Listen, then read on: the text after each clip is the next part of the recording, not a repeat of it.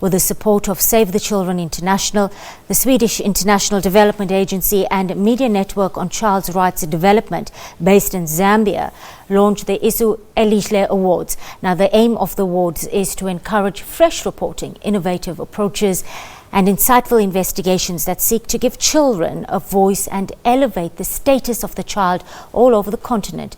To further unpack how these awards seek to contribute to change in attitudes and behaviours of opinion and decision makers and citizens indeed across the country and continent, we're joined in studio by Ms. Girlie Sibanda. She's the project coordinator at Media Monitoring Africa. Good afternoon, Girlie, and thank you for your time on the SABC News Desk.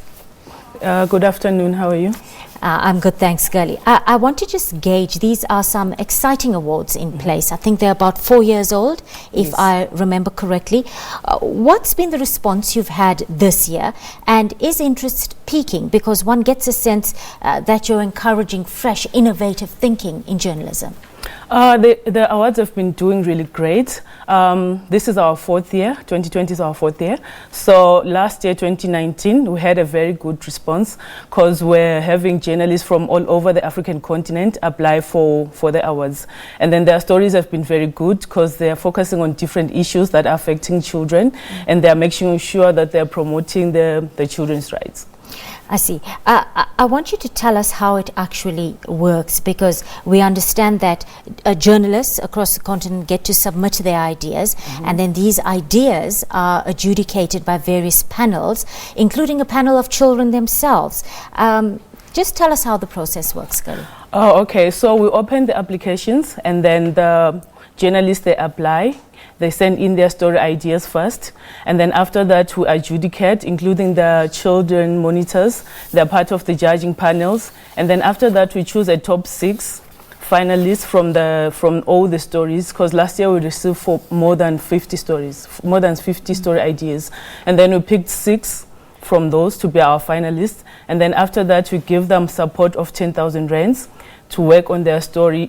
For instance, if they want to have research, also if they need to buy some of the resources that they need to do the story.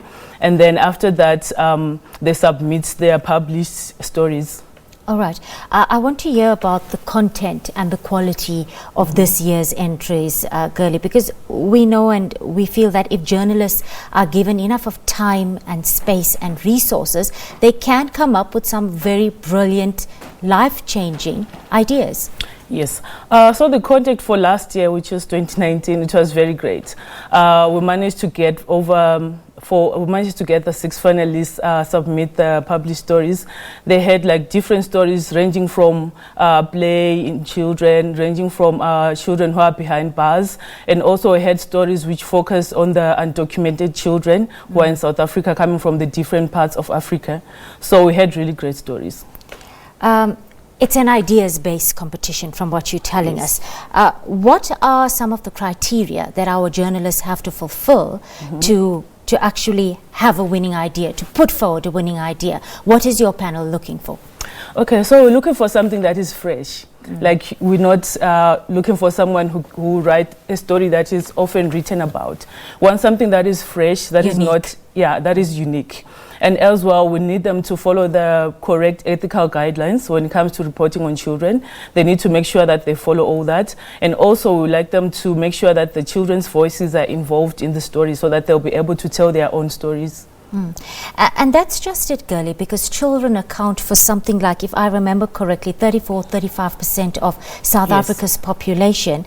And often we don't hear their voices in the media, in mainstream media, because children themselves are not targets for news media right now. And this competition goes a long way in trying to change attitudes and mindsets around that. Yes, it does, because the stories focus on children. So we make sure that the journalists, they give them a voice in those stories, because it's like children are often neglected. Like, no one likes like reporting on children.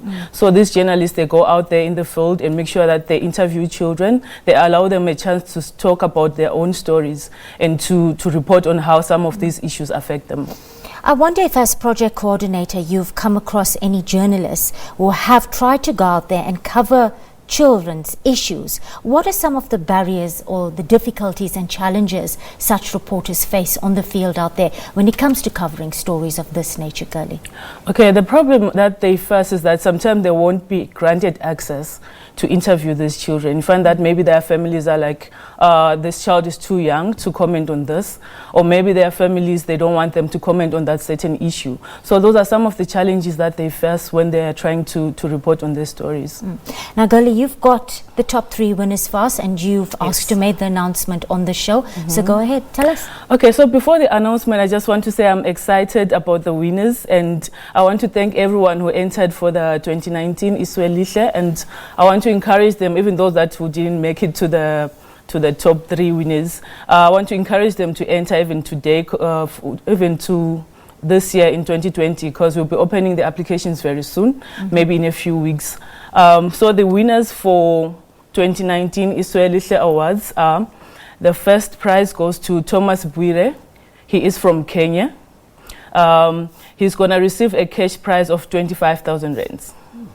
I see. And your 2 runners-up? And then the second prize goes to Jermaine Krish and Yeshiel Panchia. They are both from South Africa, and they are freelancers. They're going to receive a cash prize of 15,000 rands. And if I remember correctly, Jamil is a former SABC journalist. Yes. Yes, indeed. Well, thank you for that. And then there's the third one. Yes. It's Athandiwe Saba. She's from the Mail and Guardian. She's going to receive a cash prize of 10,000 rands.